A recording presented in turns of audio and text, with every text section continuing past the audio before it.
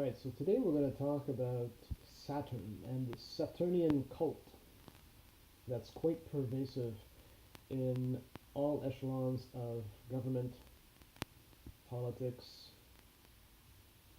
religion, education.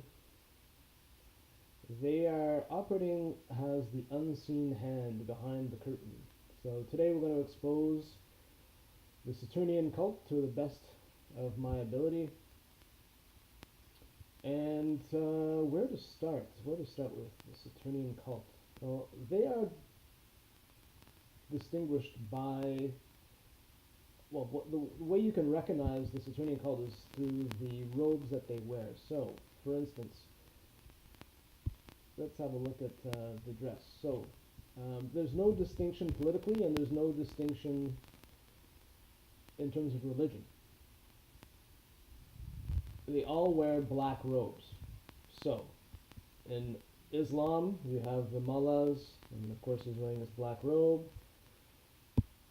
In court, in England, you have these black robes here. Those are worn by the lawyers.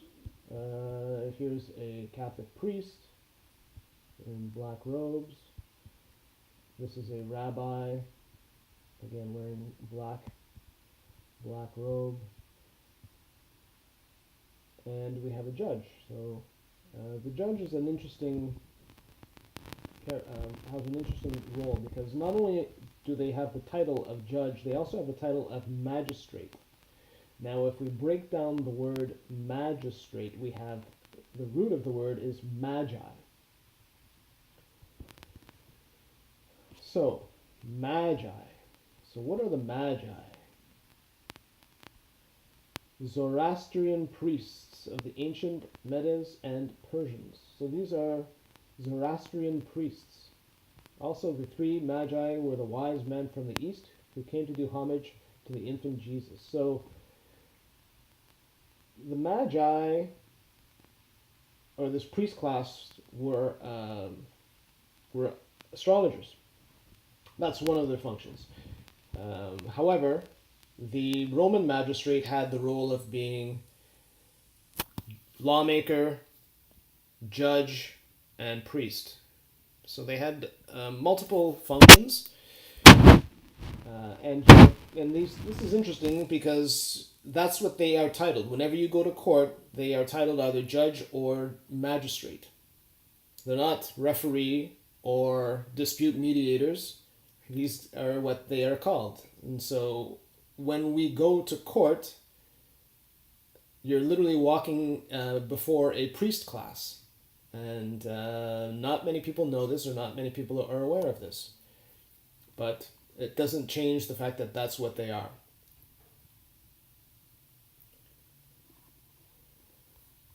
They are also the judges that swear in presidents. If you are living in the Commonwealth, they're the House Speakers, so they regulate debate in the House of Commons. Here's one in Canada. This gentleman, I believe, is the House Speaker for the House of Commons in the United Kingdom. So that just gives you an idea of how they are represented in the various echelons of government and our greater society. When you graduate from school, you wear a black robe. However, they also put this square hat on your head. It's called a mortarboard. Now, mortar is what's used to the compound to keep bricks sealed together. Now, if we go to the Bible, in the story of the Tower of Babel, the Babylonians journeyed from the east. So this is all symbolic language, because the east is where the tribe of Judah camped. They camped eastward toward the rising sun. East is always the place where enlightenment occurs. So these guys were journeying from that place of enlightenment. Symbolically, they were heading towards the west, which is considered to be the intellect, the left brain, logic oriented. Whereas east is where wisdom resides, female wisdom, Aya Sophia. And they said one to another, "Go to, let us make brick and burn them thoroughly." And they had brick for stone, and slime had they for mortar. Now that word is mortar, and I use the King James Bible because it's the least adulterated of all the different translations that are out there. Other translations will say mortar. Mortar and mortar are two different things as per the King James Bible Dictionary. So mortar, of course, is the cement of lime and sand, and it's used to build bricks. This is what they're using to build the Tower of Babel, of course. Now, if you look at mortar, it is a lamp or light. So, in journeying from the east, they were leaving the doctrines of the divine. They were choosing to go their own path. So instead of using naturally sourced objects like stone, they went for man-made objects manufactured by hand and artificial. So they use artificial ways to build a tower as opposed to using natural ways to build a tower. So they went for brick over stone, and they used slime instead of mortar. So everything in the Bible is all about the science of light. If you go to 1 John chapter 1, verse 5, God is light. In the beginning was the Word, and the Word was with God, and the Word was God. Well, if the Word was God, then the Word is also light. And if it says was as opposed to is, that doesn't matter because the divine is omnipresent. It's timeless, not time-bound. So if the Word was God in the past, then it still is God. So the Word is also light. So everything in the Bible references itself to light. And what you need to do is learn the science of light in order to understand the concepts being foretold here. Now, these guys decided to leave these concepts behind and opt for their own and built a tower of brick and slime using what's called mortar. Now, if you go to mortar, you have the mortarboard being placed on top of people's heads. All right, so this is a direct result or outcome of the Babylonian path that moves from enlightenment towards the worship of the intellect. And of course, these institutions, these academic institutions, are all about the worship of the intellect. And there's no spiritual component to it. It's all about progress in terms of intellectual accomplishments and things of that nature. Now, the word graduate is gradual indoctrination. So this is considered to be first level Mason. People graduate from this, but they don't realize that they've been indoctrinated into a system. It's of control. And of course, this is the square. So the square represents order. So people have come in under an order or a system, an ordered system. It's a Saturnian system. Now these people that are all wearing black, they are all part of what's called a Saturnian system, and they worship the square. This is why you can go to any place in the world, and they will have a square. In China, they have the Tiananmen Square. In Russia, they have Red Square. In England, they have Trafalgar Square. The best one of all is New York City, where they have Times Square. Now, that's interesting because Saturn is ruled by none other than Kronos. And Kronos is the ruler of time. So this is why we live within the confines of time. Our bodies have an expiry date. We live in a finite world. that's governed by time, but our system demands us to be on time. So when we have to go to work, we have to be at work for a certain time of day, for a certain amount of time. We are paid based on the time that we serve. Deadlines have to be submitted on time. I think you pretty much get how we are bound by time. We are servants of time. And the system that we live in, the Saturnian system that's been imposed upon us, demands that we pursue our endeavors through the confines of time. And because we're so consumed by our devotion to time and our careers and our education, we don't take time to cultivate that wisdom, that child within ourselves, that child of promise within ourselves. So, the square. We can see that the Hebrews, or the Jews, in Judaism, they wear a square on their head. And of course, in Islam, if you go to Saudi Arabia and Mecca, they walk 7 times around a big black square. This is just a square outside of a Salvation Army building. Again, this is very Saturnian as well, because it's all about the square, it's all about time, it's all about worship of time, devotion to the Saturnian system that we live in. Even the order of the magistrate, so their sign, their logo is that of a square.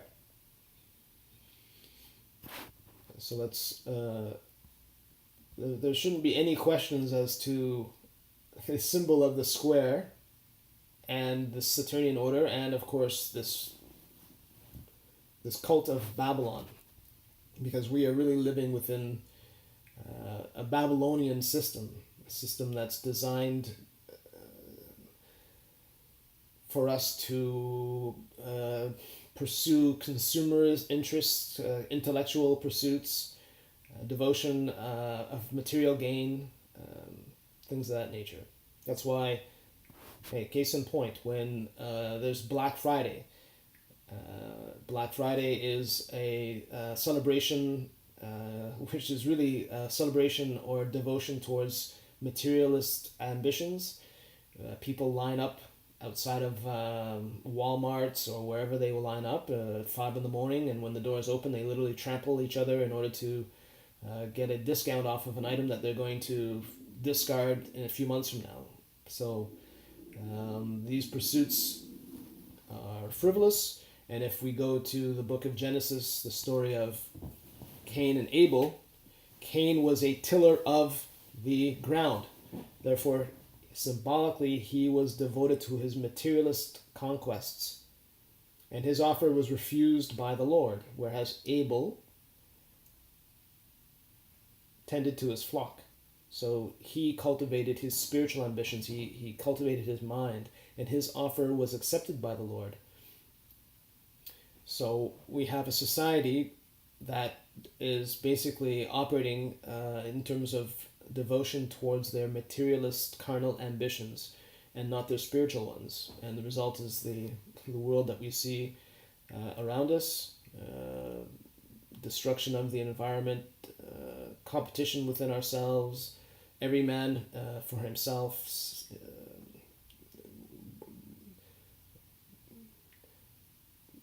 war, constant wars that are being fought, cruelty to animals. So this all has to do with the fact that there's no inner harmony within each person. There's no harmony within ourselves, and so therefore there can't be harmony reflected externally. And so collectively we're seeing this discord being reflected in our environments. And unfortunately we go and we elect all these leaders like Donald Trump or George Bush and even Obama and all these clowns,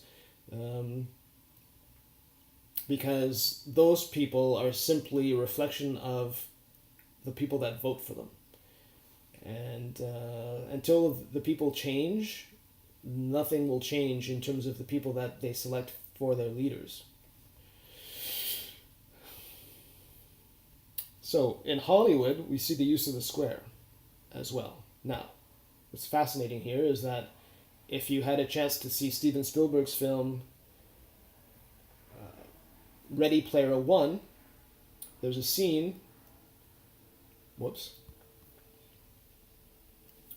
where the character is being attacked in this nightclub. I think it's a nightclub. And he opens up or accesses what's called the Zemeckis Cube.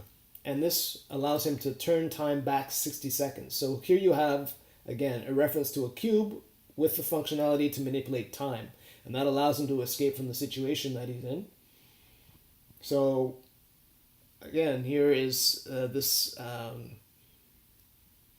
occult symbolism being used in major Hollywood productions. I have a video that I've already produced or created that discusses symbolism, occult symbolism that's found within Hollywood, and here's a clear connection between the confines of the demands of the system, Chronos, time, Saturn, Saturnian order,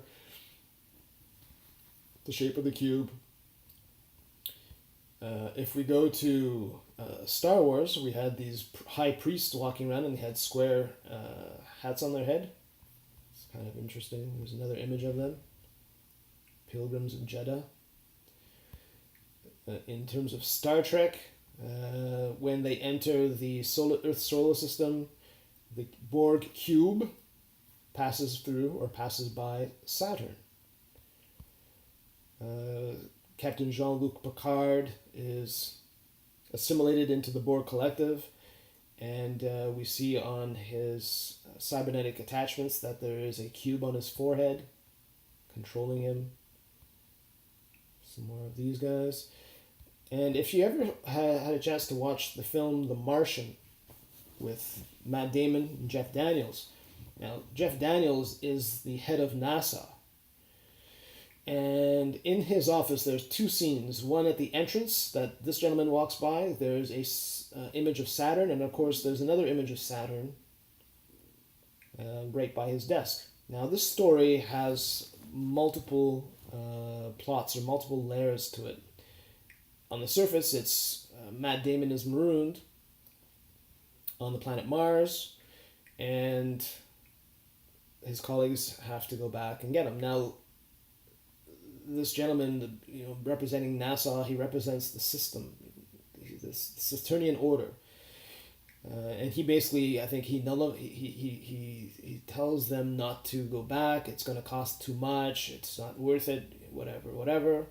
But his Matt Damon's colleagues defy the system, and then they go back and they rescue Matt Damon from being marooned on planet Mars. Now, this is all about the story of Kronos, who, of course, castrated his father,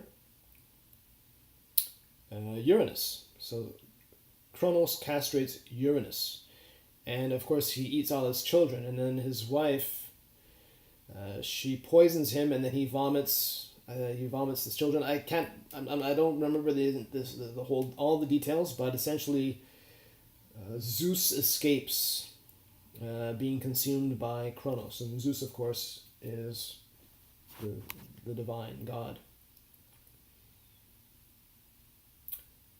So, we have a Saturnian system that's well entrenched in our politics, in our religion, and they're not bound by any nations or any political affiliations. It doesn't matter if it's communism, as in China, Tiananmen Square, Red Square in Russia.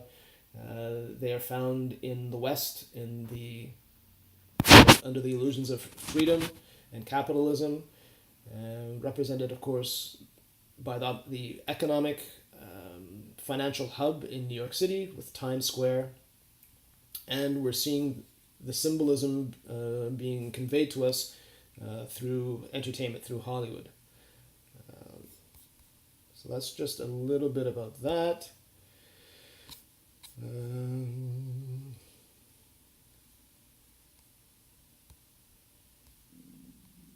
So there's a astrotheological aspect to this. There's if you haven't heard of the term astrotheology, it essentially means that everything has above must be represented below.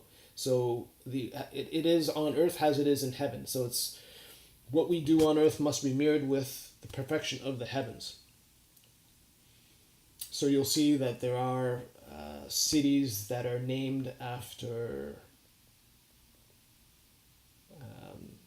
zodiac signs or celestial movements, things of that nature. A lot of the things that we do on the earth mirror that which is what is going on in heaven. So this Saturnian order is, I would say, is doing its best to keep, well, it's a double-edged sword, because consciously man is operating, or humanity is operating in a low vibration. And so we are creating this situation of the world around us. But I would say there are individuals or organizations that are manipulating things to ensure that the vibration remains where it is. That being said, this of course is just a CG image. The real image of Saturn, if you have a Nikon Coolpix, this is what Saturn looks like. Alright, so that's like the best image that we can get from the surface of the Earth with a P900 Nikon Coolpix. There's a lot of people now taking videos of various planets in our solar system, and they look nothing like we're being told they look when you go to look at the various planets from the images found on NASA. Alright, so astrotheology. Saturn. Saturn is connected to Satan. Okay, so if we look at the where are we here? So the sun, during the month of December, it reaches its lowest point in the horizon. Okay, so when the sun is at its highest point, that's when we have salvation. There's life. The world around us in the northern hemisphere, this is all boreal, or what's the word I'm looking for? This is all based on centrism around the northern hemisphere. So in the summertime, in the summer months, we have life. All around us, life is flourishing. Now when the sun descends at the autumn equinox, fall equinox, it falls below the equator.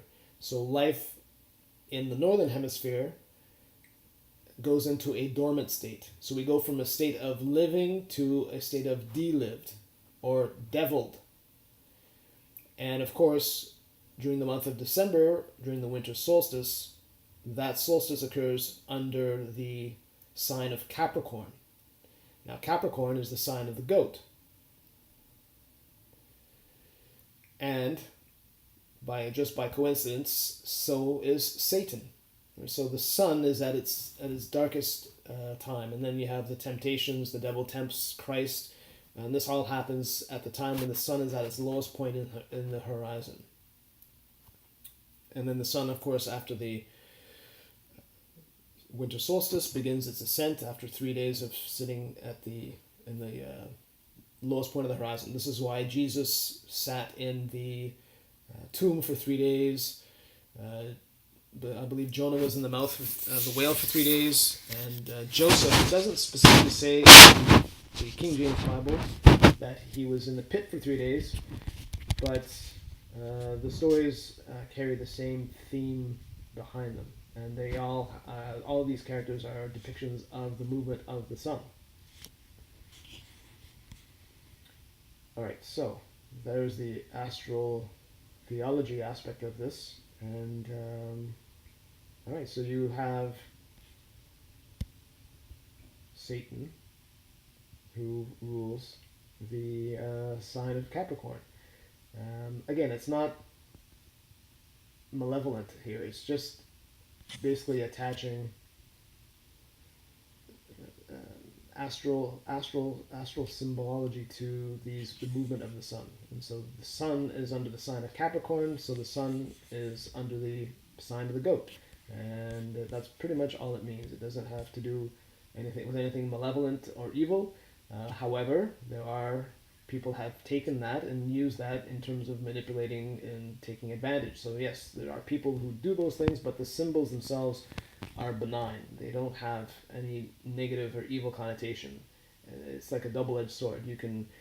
It's like a car. You can either take it to buy groceries or you can use it to run people over on the street. It's a tool nonetheless.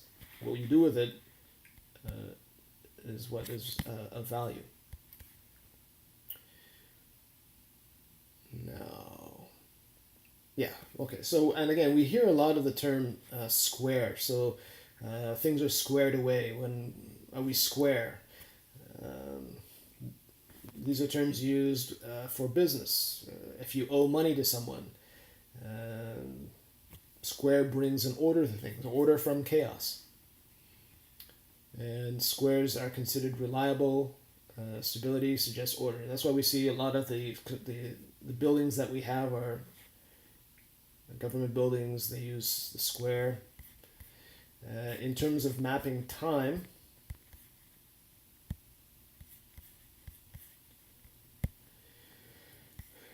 the best way to measure a sound wave, sound waves that follow this square pattern are used for time measurement.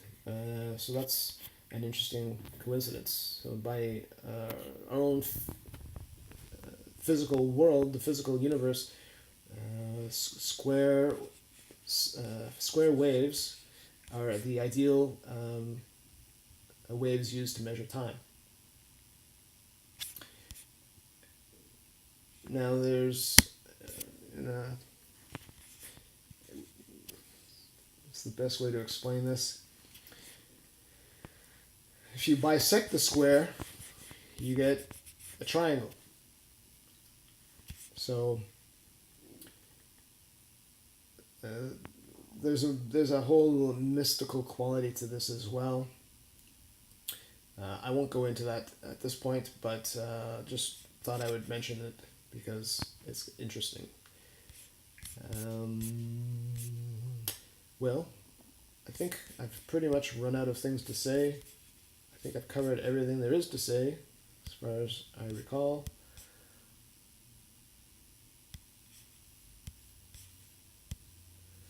Right, and Ezra was tasked to educate the magistrates and the judges in the way of the Lord. And I think, unfortunately, the level of education that we're getting has been usurped by these individuals who are keeping that information from the people. And what's interesting now is that we've entered the age of Aquarius. So Uranus is coming to reclaim his throne. Aquarius is ruled by the planet Uranus. Remember, Uranus was castrated by Saturn. So Uranus is coming to reclaim what was his. And so things have started to shift.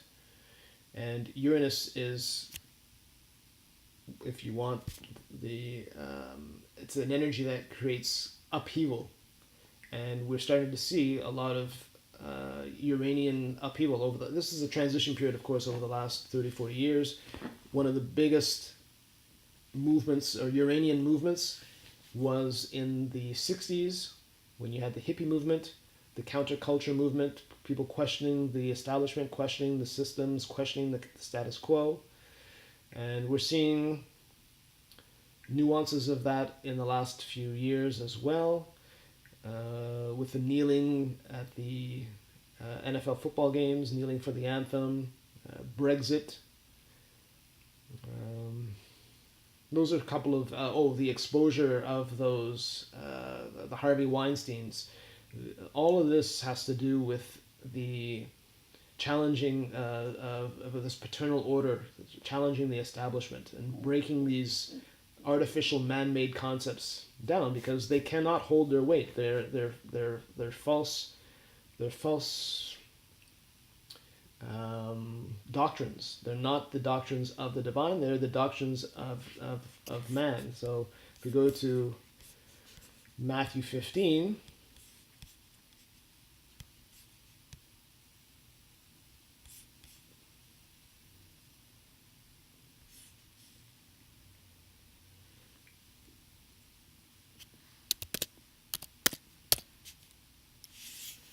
But in vain they do worship me, teaching for doctrines the commandments of men.